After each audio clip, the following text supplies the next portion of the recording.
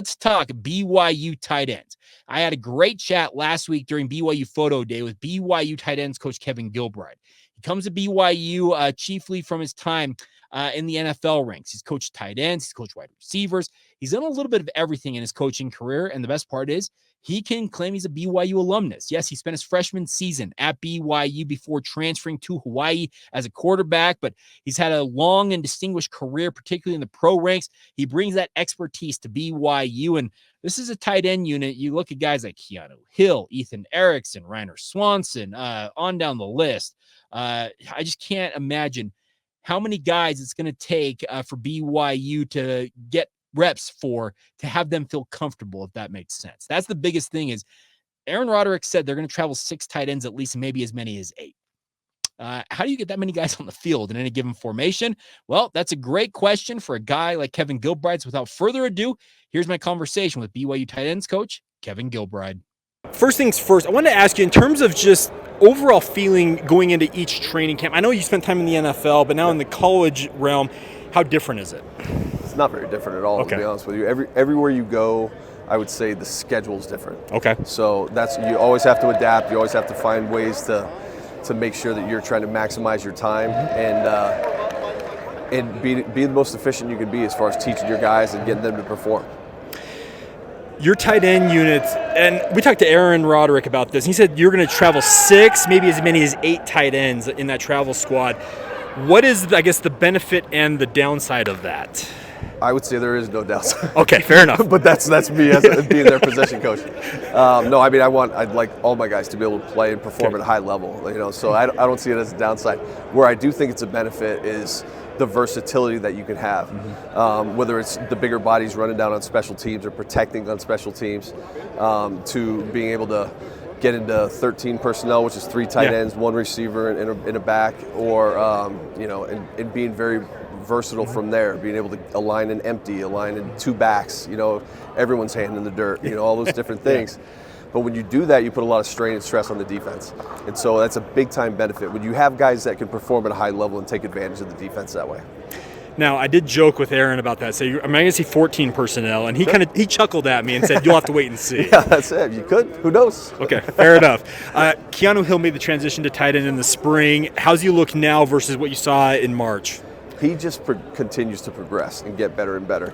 He's still not where he needs to be yet, but that's okay because he continues to grow and get better because of his mindset and because he's willing to put himself into places where he's going to fail. And he knows that in the game I'm going to have to be able to execute this block. So I better put myself into that position over and over and over until my body understands how to get it done. When you have that mindset, it's a growth mindset. And that could take you, far in life, number one, but definitely on the football field as well. And he has that right now. So as long as he maintains that mindset, we're going to be ready to go come season time. Now, a lot of people wonder, can he block as a tight end? Your thought? That's really what I'm referring to, is his blocking, because he's learning how to do it from with a guy that's right here at the line of scrimmage. As a wide receiver, you have guys 3 or 4 yards off. Right. Yeah, okay. Right, and the detail with the footwork that takes, and the having both cleats on the ground as you're striking, all those different things that are vital in order to put your body in good position to just execute versus a guy who's bigger than you. Because oftentimes the tight ends, the defensive ends are bigger than us. Yeah. And that's just how it goes. So you better be technique sound. So he's progressing and getting a lot better in that area. But again, that's where the growth still has to happen. Now, I had a chat with Ryner, and I think his mentality belies his age. He's 17 years old, and I was just stunned at how mature he felt like he was. He's got a very mature body as well for a 17-year-old. How does he factor into all of this right now? His physical skill set, being able to run the way that he runs with his size and and catch ability and catch radius, that's where he factors. Okay. He also is having to progress in the run game. Just that transition from high school to college is huge, and then really he played more receiver than he did in tight end in high school. So that's been a progression as well. Well, he talked about it. He said, I played more of an air raid system. I'm having to learn to play inline tight end and everything. And I was talking with Fessy, and he talked about the fact every one of his wide receivers had to learn every position, be able to play all those positions. I know that your tight end positions, you have Y, you have H, you have different looks. Do you have that same mentality with all of them? There's 100% we do. To the point where we learn conceptually. Okay. And then it's all based on, if I'm on the front side, back side, and my number one receiver, my number two, they all have to learn every position, every skill position. Mata'ava Ta'ase was a guy last year, and I remember he came into fall camp, and Aaron talked about it. He came in as a 8th-string walk-on tight end transfer from Southern Utah and vaulted all the way to 2nd string. What can he still do in this offense in your mind? I mean, he can still do a lot. He's a versatile guy as well. Where he really is helps us a lot is in the run game. But when you do that, when you're productive, say on the front side of a zone scheme, then there's a lot we can do off of it that to get him the football, get the ball in his hands. That people aren't necessarily expecting us to do because he's labeled quote unquote as a blocking tight end. Okay. So what we found is he can do a lot more than that. Jackson Bowers was a guy that came in with a lot of expectation last year. He was kind of similar to Ryner last year as a true freshman. Got some injuries, obviously never really lived up to what people expected of him. How does he look this year in your eyes? Well, he's still coming back from an injury. Okay, so he's still working his way back. He is, but he's doing well with it. He's he hasn't had any setbacks and is right on track, or maybe even a little bit ahead of schedule. So we're happy with that. And what I've enjoyed and appreciated about him was I challenged him to really stay locked in and get the mental reps, so that when he does come back, he's ready to go. He's done that. So and his mindset is a good one right now. So I think he'll maintain it and come when he's truly ready to go full speed, he'll be ready to go as well. You were a guy who played here for a year before you ultimately transferred and went over to Hawaii, and we talked with you in the spring about being back at BYU. Now that you've got some extra time, does it feel like the old times? Like, what does it feel like? Yes and no. Okay. It's a totally different capacity that I'm in, rather coaching these guys rather than being an 18-year-old player on the team. Yeah. But it really has been great. Like, there's been no complaints, and the biggest thing for me is making sure that my family's comfortable. And my wife and my daughter moved out here in mid-March, and they've settled in great and are enjoying the people and the place, a lot. So that's important. And then now I can be happy with the rest of it, which is coaching and working here with great people who I really enjoy being around.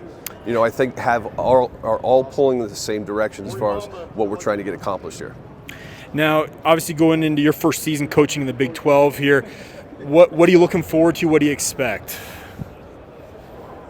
Just to be totally honest, I don't go in with many expectations. Okay. What I look for is I look for our guys to get them to perform. Like, that's what I expect. Okay. So as far as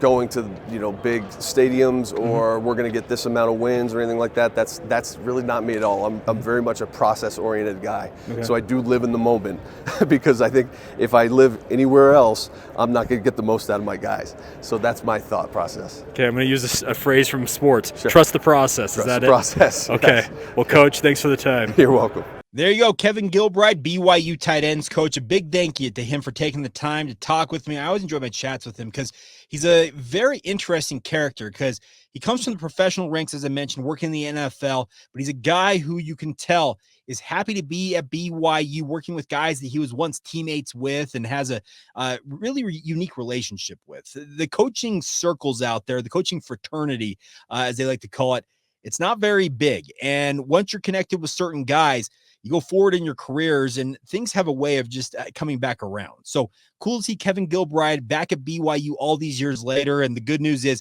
it sounds like he is upbeat about the potential of his tight ends unit, but he's also very quick to say that they all need to continue to show improvement. And I can understand that. He's not going to be satisfied with where things are at with this tight end unit. It's a tight end unit that quite literally had kind of stalled out in its progress this last couple of seasons. Remember, it was really kind of Isaac Rex and the who's who of other guys at tight end that really didn't contribute to any meaningful degree outside of Mason Wake. That goes back now 3 seasons for Mason Wake. So getting more production from the tight end unit as a whole, that is absolutely critical for BYU. And the hope is they will demand the ball and they'll become a force for the BYU offense this fall. And that'd be a welcome development, similar to what we just talked about earlier with the running back boost, getting with LJ Martin back into the fold. So big thank you once again to Coach Gilbride, and we're looking forward to seeing what BYU's tight ends can do as they move forward here in training camp and on in to the 2024 football season.